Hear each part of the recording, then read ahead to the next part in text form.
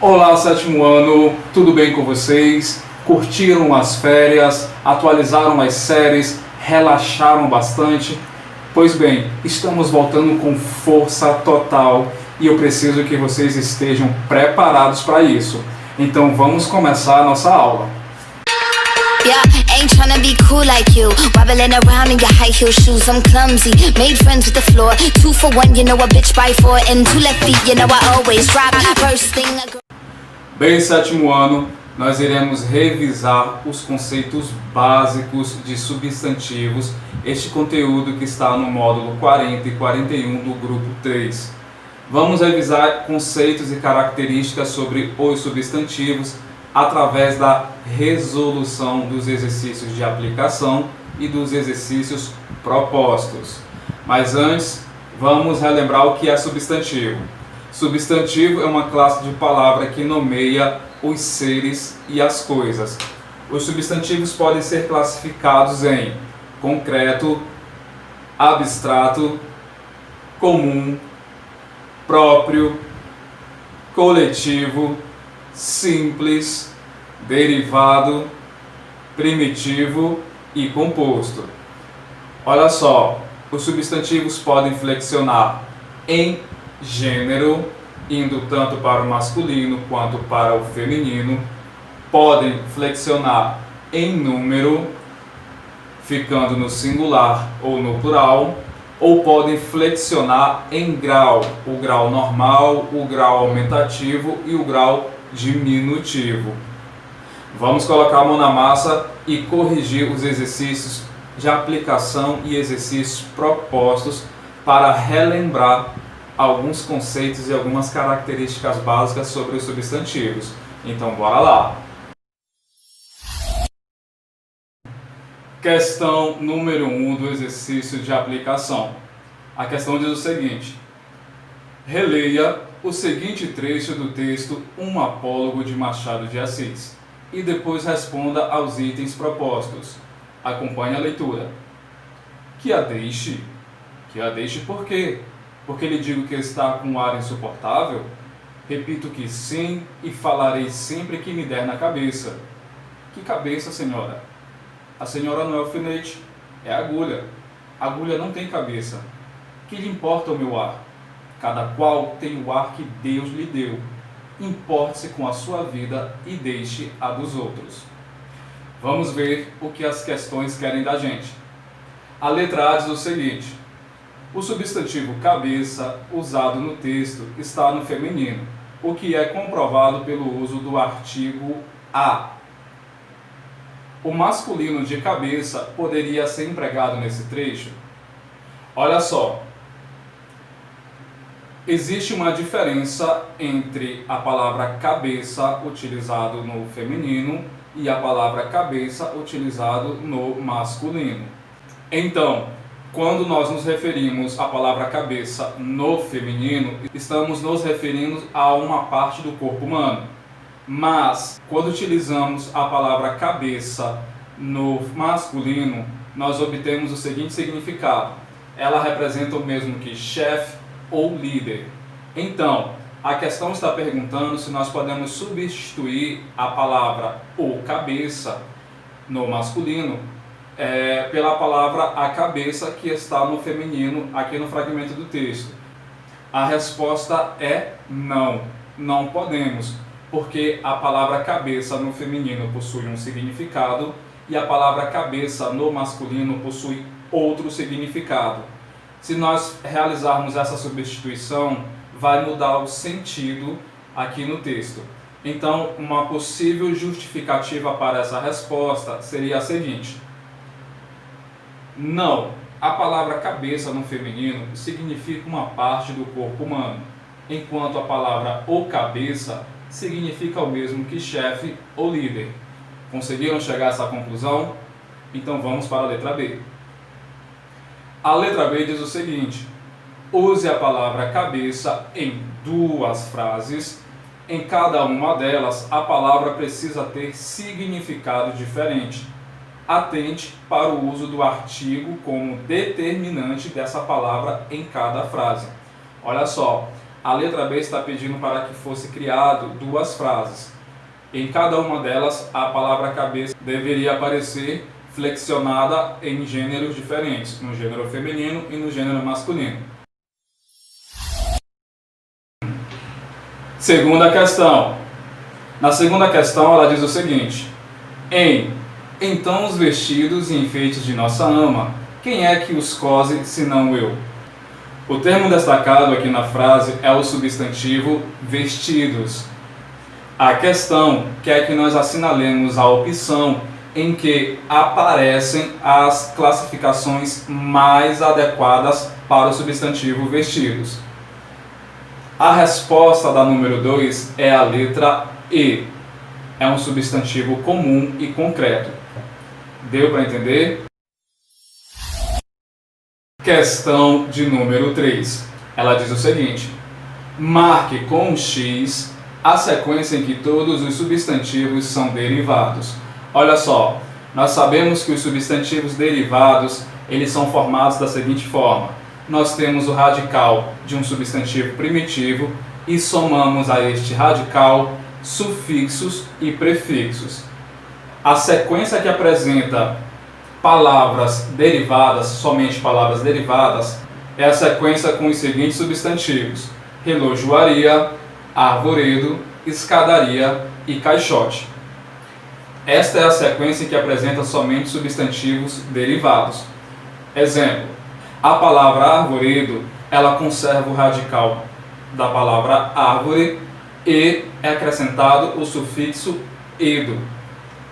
A palavra escadaria, ela conserva o radical da palavra escada e acrescenta-se o sufixo ria. A palavra caixote, ela conserva o radical da palavra caixa e acrescenta-se o sufixo ote. Então ficou claro essa questão para vocês? Vamos para a próxima.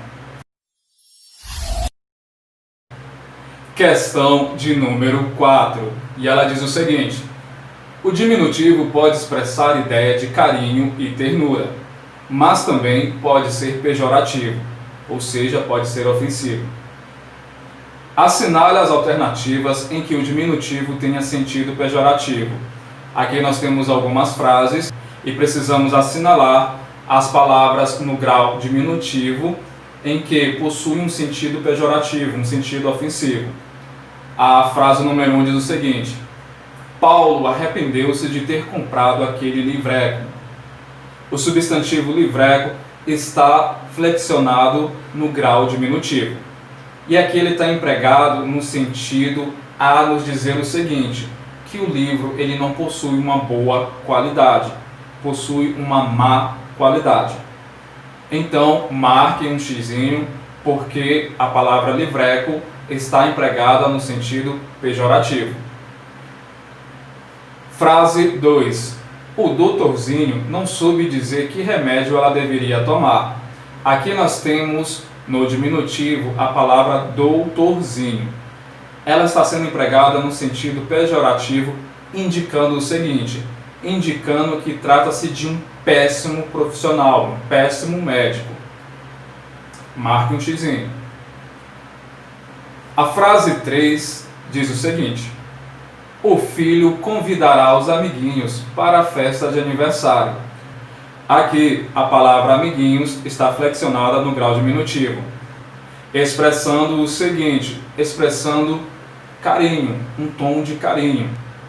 Então o diminutivo da palavra amiguinhos, ela não está em um sentido pejorativo. Próxima frase: esse povinho não sabe votar.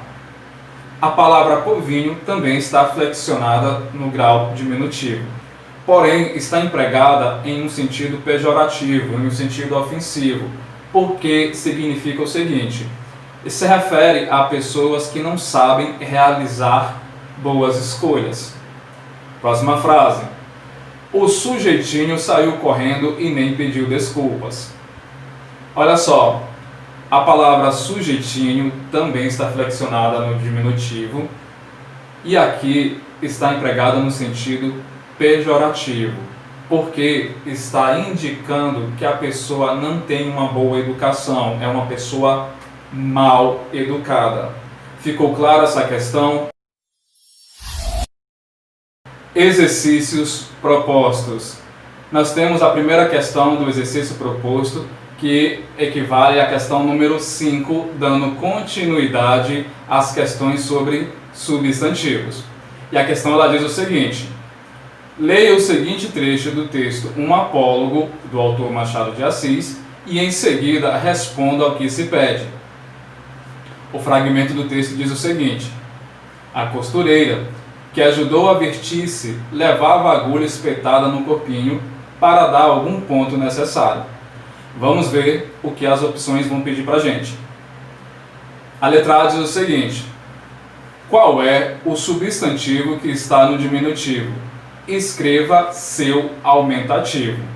Analisando o fragmento do texto, nós chegamos à seguinte resposta. Olha só, o substantivo no diminutivo é a palavra corpinho. E os possíveis aumentativos para a palavra corpinho são corpão, corpãozinho ou corpaço. A letra B. A letra B nos diz o seguinte: por que você acha que foi usada a palavra corpinho em vez de corpo? Analisando mais uma vez o fragmento e a história como um todo, a palavra corpinho foi utilizada pelo autor para se referir ao tamanho da agulha. Então a resposta ficaria mais ou menos assim: a agulha, sendo pequena, apresenta um corpinho.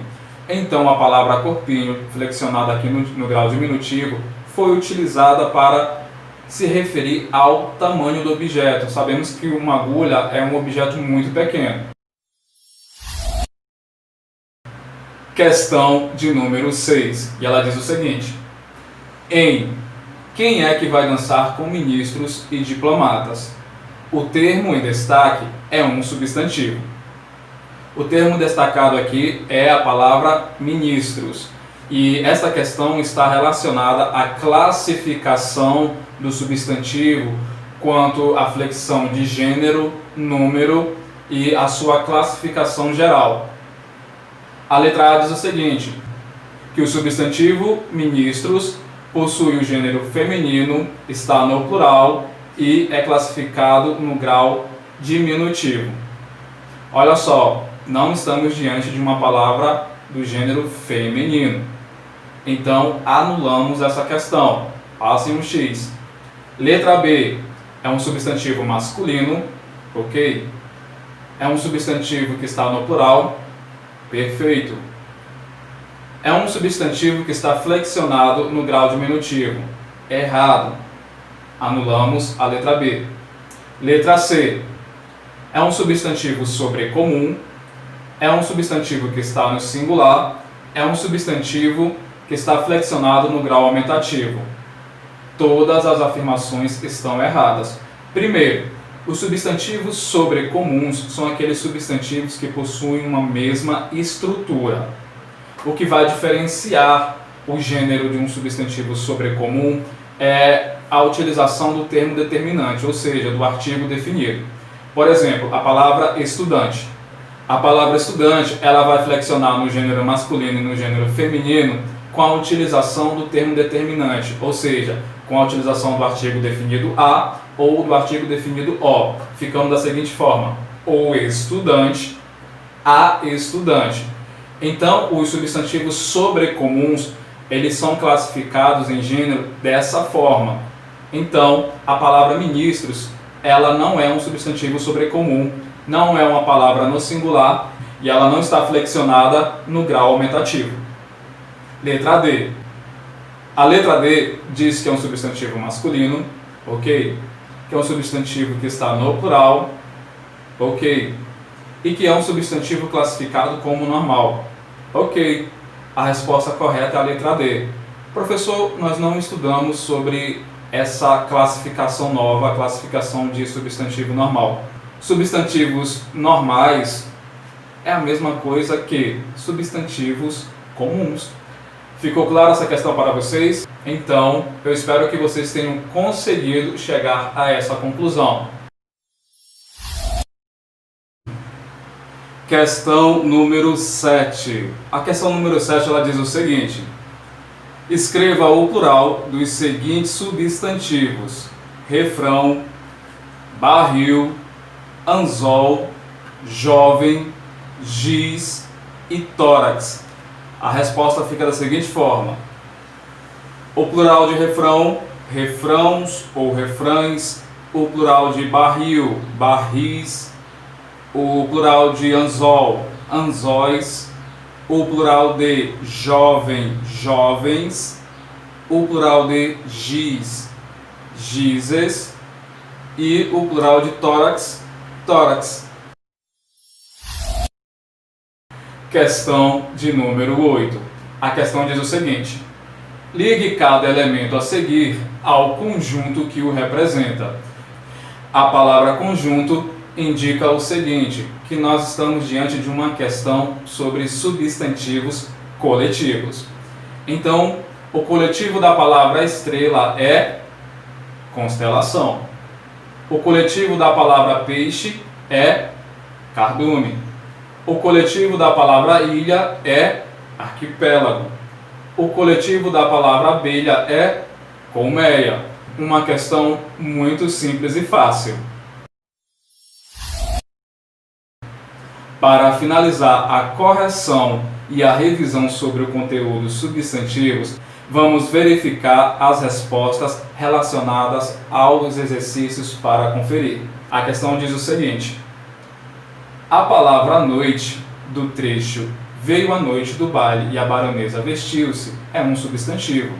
Assinale as opções que são características desse substantivo. Vou fazer uma observação. Um substantivo, ele pode receber mais de uma classificação. Tenham isso em mente, tá ok? Primeiro, a palavra noite é um substantivo concreto. E claro, é um substantivo com existência própria e independente. Nós não precisamos inserir a palavra noite dentro de um contexto, dentro de uma frase, para que ela possa ter existência, para que ela possa ter sentido. Quando nós nos referimos à palavra noite, nós já sabemos do que se trata.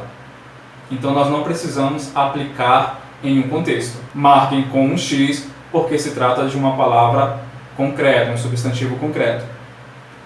A palavra noite também, ela pode ser classificada como um substantivo comum, pelo seguinte fato. Quanto substantivo comum, a palavra noite ela é empregada de forma muito geral, porque se fôssemos especificar, poderíamos dizer noite estrelada, noite chuvosa, noite nublada e etc. Então pode ser classificada como um substantivo comum. É também classificada como um substantivo simples, pela seguinte questão: o substantivo simples possui um único radical e a palavra noite também possui um único radical. A palavra noite também ela é classificada como um substantivo primitivo. O conceito de substantivo primitivo diz o seguinte, que a palavra ela não se originou de outras palavras da língua portuguesa, ou seja, diferente dos substantivos derivados, que são a junção do substantivo, do radical do substantivo primitivo com sufixos, prefixos, os substantivos primitivos, eles não derivam de outras palavras, ok? Agora, nós iremos realizar a resolução e a revisão acerca do conteúdo substituições lexicais e pronominais. Vamos resolver as questões dos exercícios de aplicação e propostos referente ao grupo 3 da página 31 e 32. Antes de prosseguirmos, vamos relembrar o conceito geral sobre substituições lexicais e pronominais. Olha só, as substituições pronominais e lexicais ocorrem para evitar a repetição de termos ou expressões de forma exagerada dentro de um texto. Quando nós falamos de substituições pronominais, nós temos que levar em consideração os pronomes possessivos, pronomes pessoais, pronomes demonstrativos e etc. Quando nos referimos a substituições lexicais, nos referimos a palavras que podem substituir outros termos, mas que mantenham o mesmo sentido, o mesmo significado.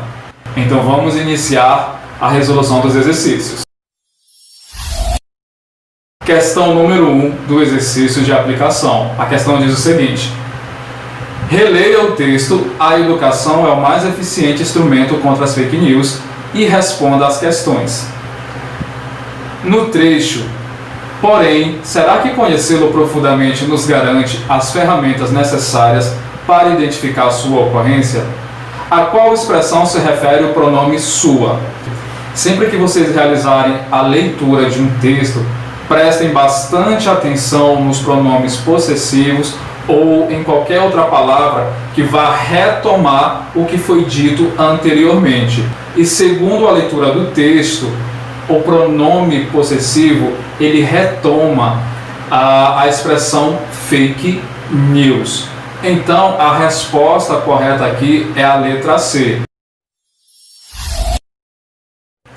Questão de número 2. A questão diz o seguinte: no segundo parágrafo, há o uso da palavra raízes com uma acepção que não se refere à botânica. Qual é a outra palavra desse mesmo parágrafo que poderia ser sinônimo de raiz?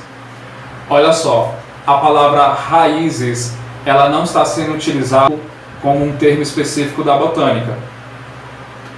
A palavra que poderia substituir raízes e ter o mesmo significado, o mesmo sentido, é a palavra origem. Raízes e origem podem ter o mesmo significado dependendo do contexto de uso. Um termo substituindo o outro sem que haja a mudança de sentido. Questão de número 3. Releia o trecho a seguir. Pós-verdade foi eleita a palavra do ano em 2016 pelo dicionário Oxford e, de acordo com essa fonte, significa um substantivo que se relaciona ou denota circunstâncias nas quais fatos objetivos têm menos influência em moldar a opinião pública do que apelos à emoção e crenças pessoais. Vamos ver o que é a opção A, que é da gente. A letra A diz o seguinte: os termos palavra e substantivo têm qual relação de hiperonímia e hiponímia? Bem, vamos deixar aqui um pouco de lado a questão e eu vou explicar para vocês o que é hiperonímia e hiponímia. Olha só, pessoal. Hiperonímia ou hiperônimo são palavras que possuem um sentido abrangente, amplo e transmitem a ideia de um todo. Os hipônimos são palavras que possuem um sentido mais específico e transmitem a ideia de partes de um todo. Um exemplo, a palavra cor. A palavra cor, ela estabelece uma relação de sentido de hiperonímia. Por quê? Porque quando nós falamos a palavra cor, nós não estamos especificando qual é a cor. Estamos falando de uma forma ampla, geral. Mas quando eu começo a dizer azul, amarelo, vermelho, eu começo a especificar quais são as tonalidades, eu começo a especificar as cores. Então, quando eu começo a especificar quais são as cores, eu estou estabelecendo uma relação de hiponímia. Voltando para a letra A, vamos estabelecer a relação de sentido de hiperonímia e hiponímia entre as palavras. O termo palavra é hiperônimo, enquanto o termo substantivo é hipônimo.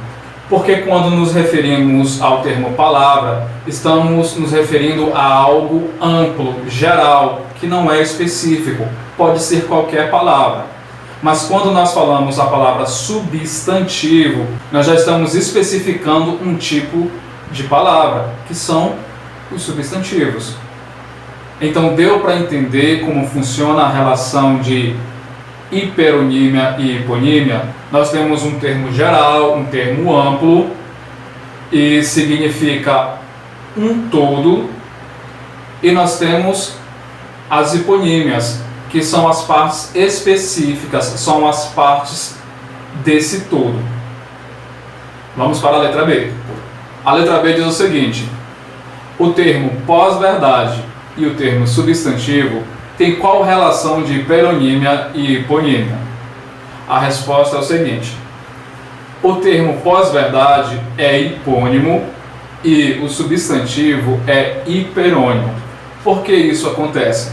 Porque o substantivo, ele é um termo geral,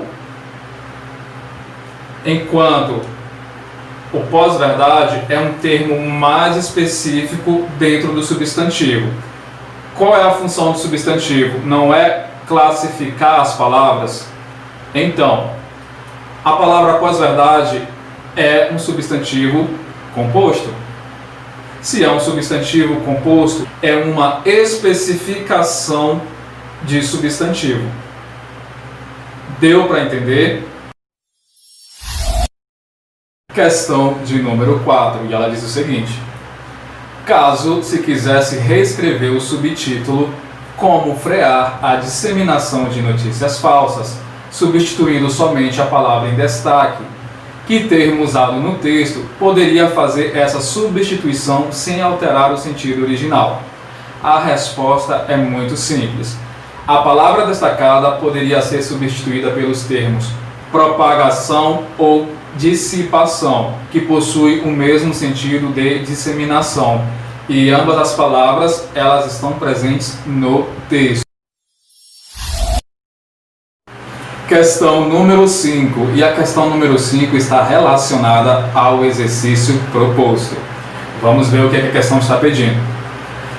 A educação é o mais eficiente instrumento contra as fake news, porque ela, letra A, porque ela forma um olhar estreito sobre as diversas informações. Letra B, porque estimula um pensamento preconceituoso. Letra C, promove o individualismo. Letra D, incentiva um senso crítico em relação às informações. Letra E, fomenta a pesquisa científica das informações. Olha só, segundo o texto, a opção correta é a letra D. Incentiva um senso crítico em relação às informações. Porque uma pessoa bem informada, ela vai saber opinar e argumentar. Questão de número 6. A questão diz o seguinte: de acordo com o texto, a educação é o mais eficiente instrumento contra as fake news. Quais são as dicas para identificar as fake news? Você costuma seguir alguma delas? Essa questão, ela exige uma resposta pessoal, mas eu trouxe aqui as dicas que o texto oferece para nós. As dicas são o seguinte: não ler apenas o título ou manchete, desconfiar de textos com tons alarmistas, diferenciar informações vagas e imprecisas de informações contextualizadas, checar a data de publicação do artigo, tomar cuidado com os vídeos e os áudios que são facilmente editáveis, pesquisar em outras fontes, consultar as fontes oficiais e verificar antes de compartilhar. Questão de número 7. A questão número 7 ela diz o seguinte: escreva duas orações, uma fazendo uso da expressão de encontro a e a outra da expressão ao encontro de. Ambas as expressões elas possuem significações diferentes. A expressão de encontro a significa o mesmo que discordância. A expressão ao encontro de significa concordância. Eu trouxe duas frases para exemplificar essa situação. A primeira frase diz o seguinte: sua proposta vai de encontro às nossas diretrizes. Ou seja, sua proposta, ela discorda das nossas diretrizes. Ela entra em oposição.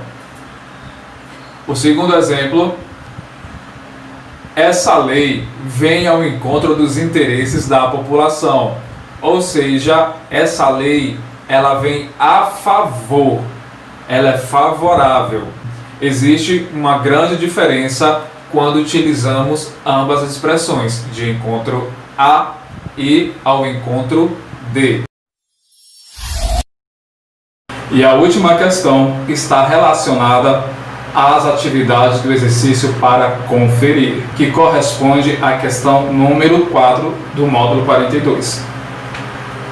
No trecho, lembre-se, nesta era de fake news, antes de repassar qualquer conteúdo, certifique-se de que ele é confiável. O pronome ele refere-se a... Temos a letra A. Refere-se a fake news. O pronome ele refere-se nesta era. Letra C. O pronome ele refere-se a órgão público. Letra D. O pronome ele se refere a conteúdo. Letra E. Refere-se à informação. A resposta correta aqui é a letra D. O pronome ele retoma o termo conteúdo. Para relembrar, palavras ou pronomes são utilizados para retomar algo que já foi mencionado anteriormente, para evitar a repetição exagerada deste termo ou de uma expressão. Tranquilo? Então, o pronome ele está retomando o termo conteúdo. Bem, pessoal, vamos realizar a correção dos exercícios de aplicação referente ao conteúdo, pronomes e ambiguidade. Mas antes de darmos andamento nas resoluções, prestem atenção aqui na tela. Observem a frase: a mãe pediu à filha que arrumasse o seu quarto. Olha só, nós estamos diante de uma frase que contém uma ambiguidade, que contém duas possibilidades de leitura. Nós temos aqui marcado, grifado, o pronome possessivo seu. Aqui consiste o erro, no emprego incorreto do pronome possessivo. A mãe pediu à filha que arrumasse o seu quarto. Bem, qual é o quarto para ser arrumado? O da mãe ou o da filha? Viram só como o uso incorreto dos pronomes podem gerar uma ambiguidade, gerar duas possibilidades de leitura?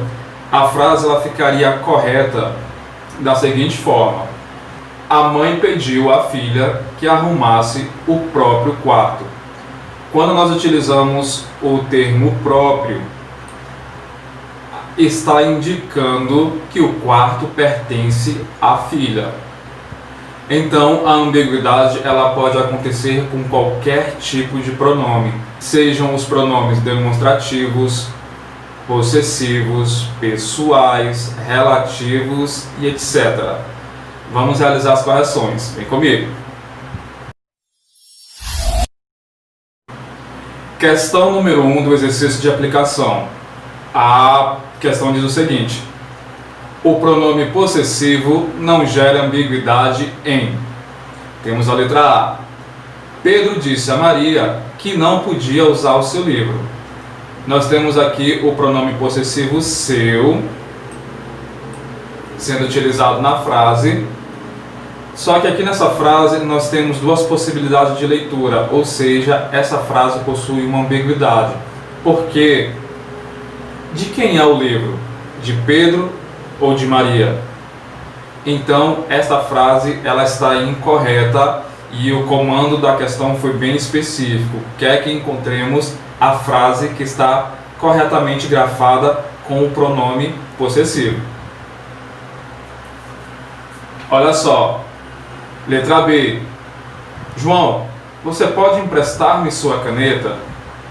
Se observarmos a letra B, Não há duas possibilidades de leitura, porque João, se a caneta é de João, ele empresta a quem quiser. Logo, a letra B é a única opção que não está incorretamente grafada com o uso do pronome possessivo seu. Mas vamos realizar a leitura das outras opções. A opção C diz o seguinte: filho, vi seu irmão com sua mochila. Bem, de quem é a mochila? Do filho ou do irmão? Eis a questão. A letra D. A professora não permitiu que o aluno consultasse seu dicionário. Estamos diante de uma ambiguidade. De quem é o dicionário? Da professora ou do aluno? Letra I. Ana pediu à amiga seus livros. De quem é o livro? De Ana ou da amiga? Perceberam só que quando os pronomes são utilizados de forma incorreta, eles geram duas possibilidades de interpretação. Questão de número 2. A questão de número 2 diz o seguinte: leia a frase: conversei com uma das irmãs de Manuel, que mora na Europa. Prestem atenção que aqui na frase nós temos o pronome relativo que. Deixa eu marcar aqui para vocês. Nós estamos diante do pronome relativo que. Na frase, conversei com uma das irmãs de Manuel, que mora na Europa, essa frase ela está grafada incorretamente por conta do mau uso do pronome relativo que. A letra A ela pede o seguinte: explique a ambiguidade existente nela. A ambiguidade consiste no seguinte: a ambiguidade consiste no fato de que não se pode saber quem mora na Europa, se é Manuel ou as irmãs dele. Há duas possibilidades de leitura. A opção B da segunda questão diz o seguinte: reescreva a frase desfazendo essa ambiguidade. Bem, eu trouxe dois exemplos para exemplificar as duas formas possíveis de se corrigir essa ambiguidade. A primeira possibilidade é a seguinte: conversei com uma das irmãs de Manuel, o qual mora na Europa. Preste atenção na utilização do pronome relativo o qual. O pronome relativo o qual, ele está retomando, está referenciando Manuel. Logo, está determinando quem mora na Europa é Manuel, quando utilizamos o pronome relativo o qual.